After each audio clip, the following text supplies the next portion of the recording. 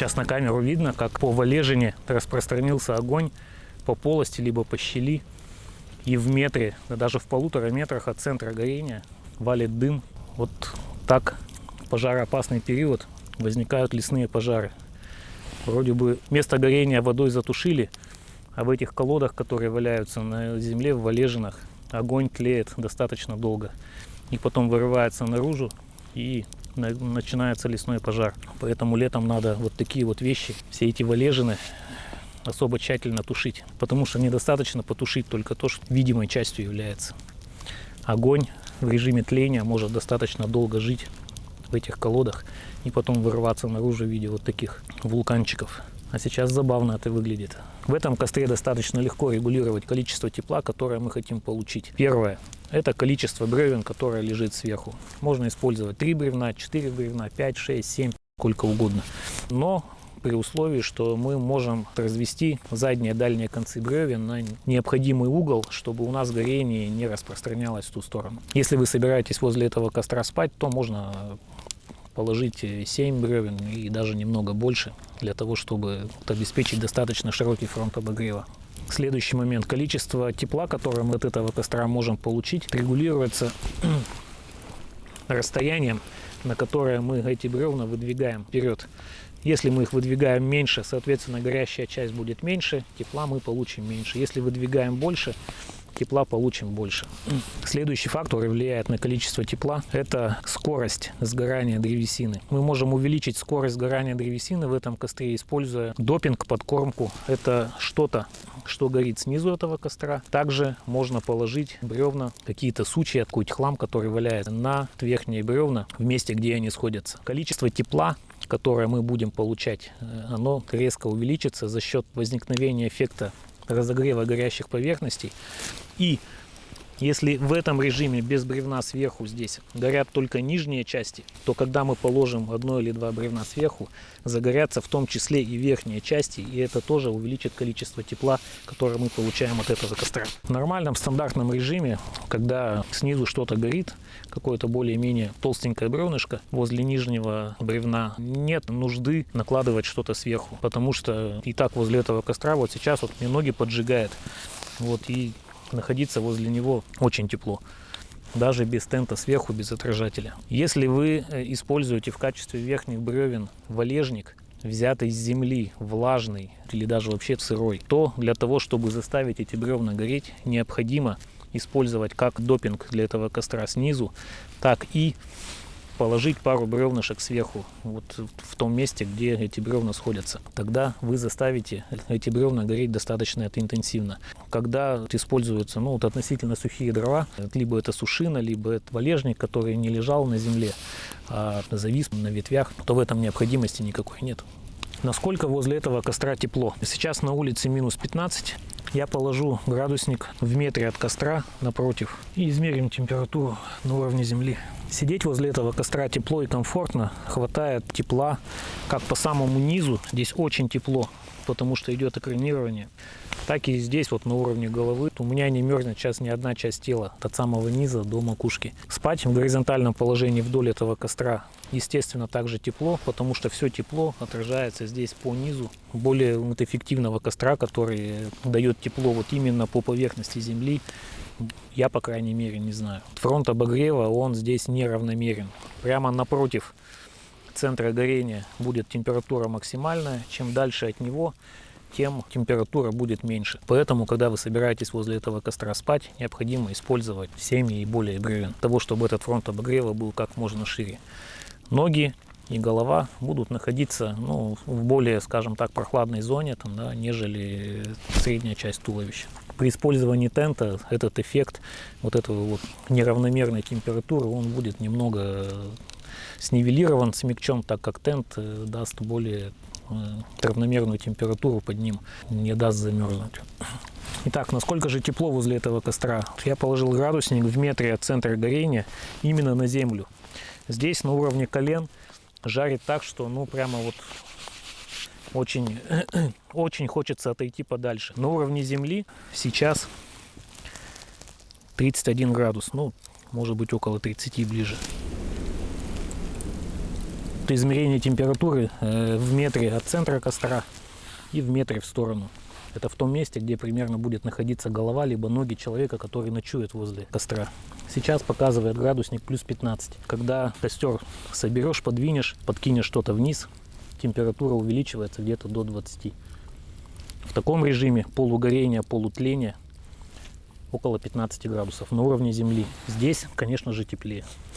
Какую древесину необходимо использовать для этого костра? Из сушняка, естественно, все это будет гореть намного веселее, будет меньше дыма. Если используется валежник, то дыма будет гораздо больше, и необходимо для того, чтобы он горел, использовать постоянно подкормку снизу и жечь что-то сверху, класть сверху одно-два бревнышка. На мой взгляд, самое лучшее сочетание — это когда достаточно толстая валежина снизу, именно валежина, потому что ее хватает надолго, и сушняк сверху. Тогда костер меньше дымит, веселее горит, от него тепло, с ним хорошо, весело, и комфортно. Но когда нет возможности использовать сухостой, можно сжечь и валежник. Что лучше использовать в качестве нижнего бревна? Лежащее упавшее дерево или выпиленный кусок. Если вы твердо уверены, что направление ветра в течение дня или с наступлением вечера и ночи не изменится, то можно использовать и валежину. Если направление ветра меняется, а оно меняется частенько, особенно с наступлением вечера, ночи, то вполне возможно, что в момент разведения костра дым будет идти в нужную сторону, то есть от вас. А когда пройдет некоторое время, дым будет идти исключительно на вас. Зола, искры, угли, все полетит в вашу сторону. И валежину, которая лежит на земле, вы уже, конечно же, не развернете. А бревно выпиленное можно будет вертеть так, как вам захочется, по всем сторонам света. И располагаться с комфортом, чтобы на вас ни дым, ни искры не летели. Поэтому выбор за вами. Эвенкийский костер очень легко собирается на месте прошлой стоянки. Здесь осталась недожженная до конца валежина в качестве нижнего бревна. И верхние бревна, после того, как вы уходите, просто ставятся обугленными концами вверх, они самостоятельно потухнут, и затем их можно использовать снова. Он запускается очень быстро, потому что уже есть обугленное нижнее бревно, обугленные концы верхних бревен, зажигается моментально и тут же дает тепло в том объеме, в котором нужно.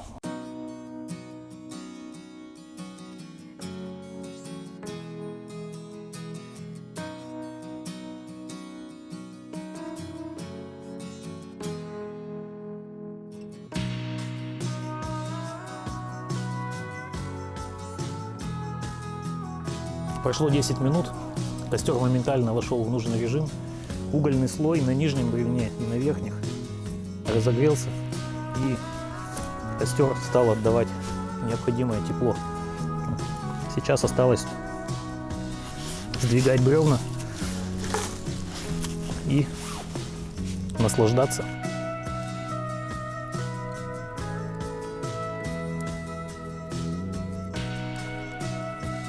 Вот в таком режиме угольного горения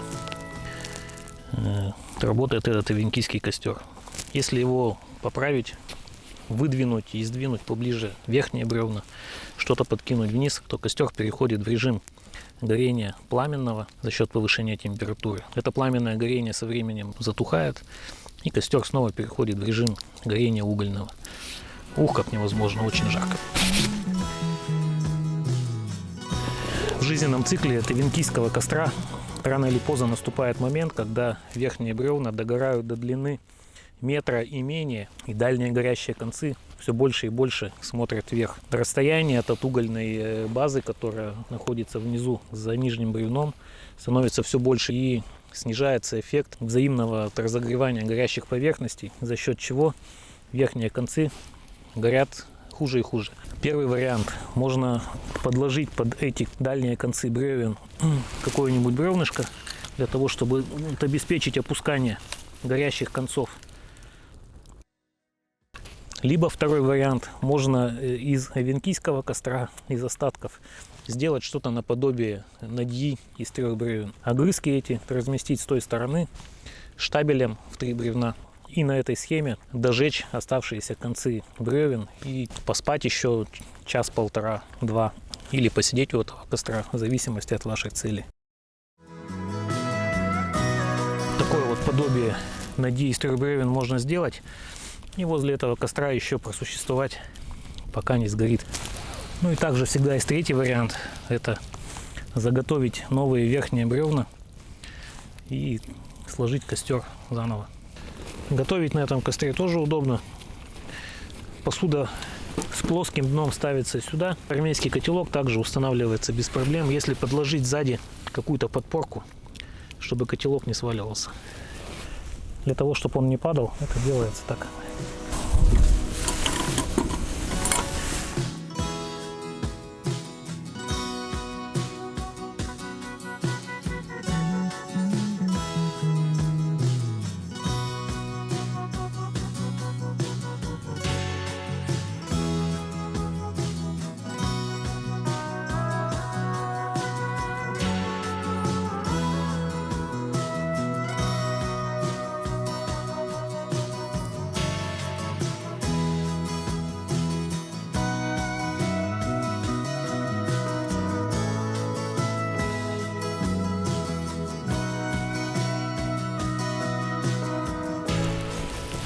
Затем эта конфетка отправляется в огонь.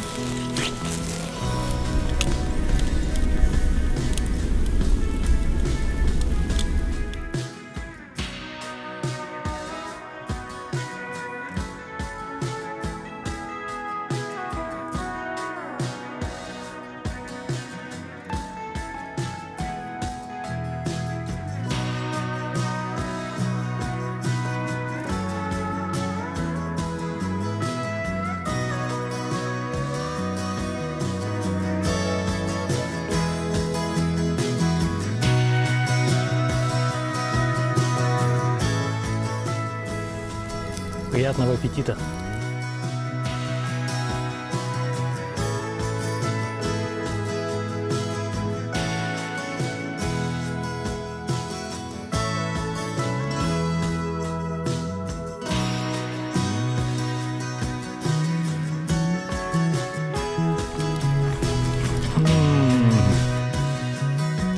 Как это вкусно!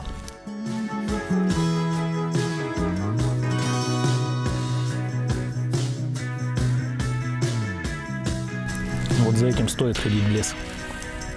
Это неповторимое чувство уюта от живого огня, от пищи, приготовленной на костре,